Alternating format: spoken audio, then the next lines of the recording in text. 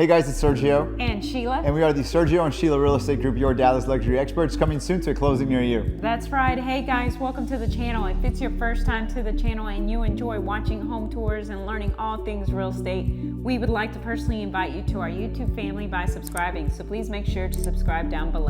All right, guys, today we're in Farmers Branch, Texas. We're only 17 minutes away from DFW Airport, 11 minutes away from Galleria Mall, and 20 minutes to downtown Dallas. That being said, Sheila, give us more information about this one. Yes, this is built in 2024 by Todd Bonham Custom Homes. It's a 5-bedroom, 4 bathrooms. It's a 3-car garage. It's 3,617 square feet.